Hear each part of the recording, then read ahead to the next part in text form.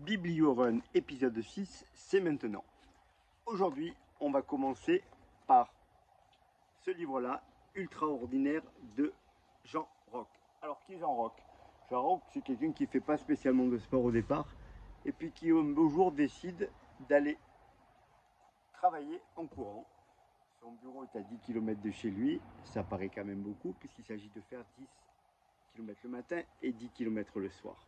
Bien entendu, ça va être de plus en plus facile au fil du temps. Mais Jean Rock, il a une particularité également, c'est qu'il vit au Québec. Et l'hiver, il y a des conditions pas possibles. Mais malgré tout, il ne va jamais déroger à la règle d'aller travailler en courant. Bien entendu, Jean Rock va devenir un super coureur. Ce livre, c'est l'histoire de son parcours du point zéro à un point où il va être très fort. Il va nous expliquer aussi comment il met en place des stratégies pour aller courir, arriver au travail avec des affaires de rechange qu'il prévoit là-bas, etc. Un bouquin super sympa, avec en plus, il nous raconte des courses qu'il a fait derrière, parce que bien entendu, après, il s'est mis à faire des courses, des ultras, des courses très longues avec des super résultats. C'est très agréable à lire. Il y a 2 tomes. Ça, c'est le premier tome que je trouve de bien meilleure qualité, mais j'ai pris beaucoup de plaisir à le lire. On reste dans une biographie qui est quasiment un petit peu la même histoire. Rickroll, l'ultra-marathon m'a sauvé. Je vais vous lire le début de la quête de couve, comme ça vous comprendrez. Constatant un jour qu'il est incapable de monter un escalier sans devoir reprendre son souffle, Rickroll prend soudain conscience du futur qui l'attend. En l'espace de quelques mois, grâce à un programme d'entraînement rigoureux et à une alimentation strictement végane, ce quadra en surpoids se transforme en une détermination et une énergie fabuleuse en super athlète. Alors, plus tard, il faut savoir que c'est quelqu'un qui a fait des trucs hallucinants. Par exemple, l'Ultraman, c'est un triathlon XXL de 515 km. Il a enchaîné des épreuves avec des 5 Ironman à la suite. Voilà. Cette personne qui était en surpoids, qui ne faisait rien, s'est pris de passion pour le triathlon et s'est mis à faire des choses hallucinantes. Là, la même chose, vous avez 350 pages d'une évolution d'une personne qui ne fait pas de sport à un monstre athlétique.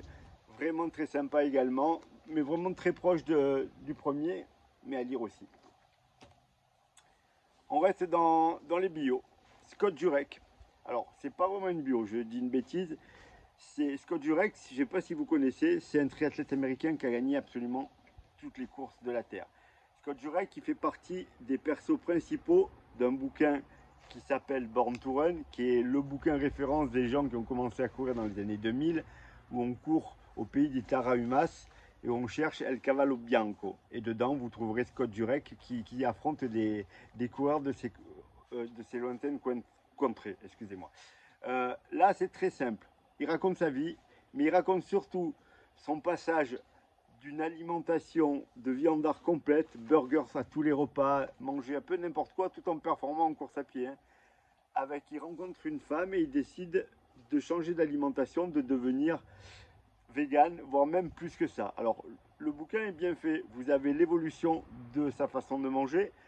À la fin de chaque chapitre, vous avez des recettes qui correspondent à ce qu'il mange. En fait, il essaie de démontrer dans ce bouquin qu'il non seulement il a gardé son niveau en course à pied, qui était énorme, en mangeant uniquement des végétaux, mais qu'il a réussi même à améliorer ses performances.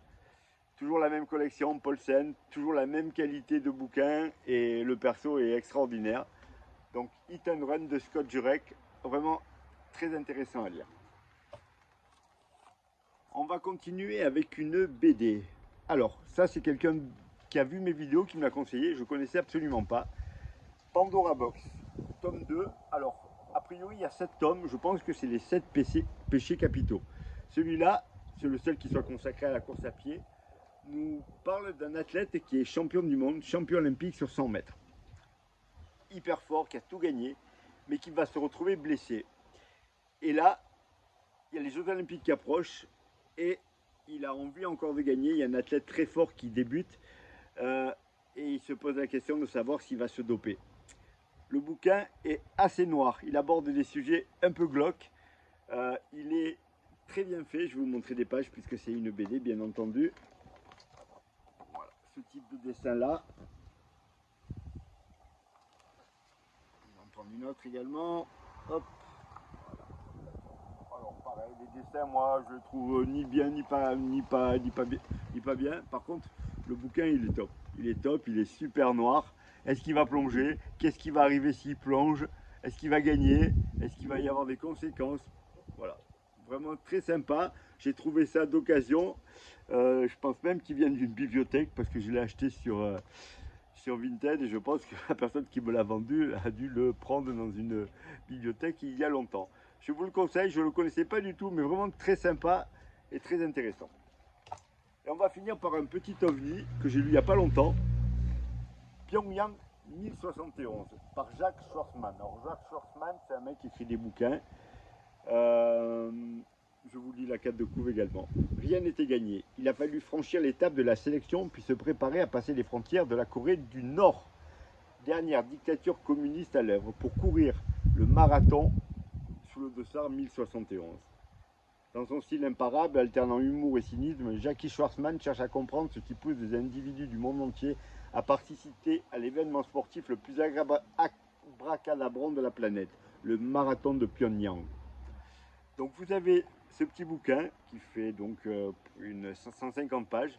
Vous avez quelqu'un qui décide d'aller courir un marathon en Corée du Nord avec tout ce que ça va entraîner. Alors pas la préparation du marathon, on s'en fout un peu, mais comment il est accueilli là-bas, ce qu'il peut voir là-bas, comment il a encadré le marathon là-bas. Donc on découvre la Corée du Nord d'une autre façon. C'est hallucinant, mais c'est super intéressant. Et l'idée d'aller courir un marathon là-bas est quand même assez surprenante. Un petit bouquin qui se lit en une après-midi, vraiment très sympa.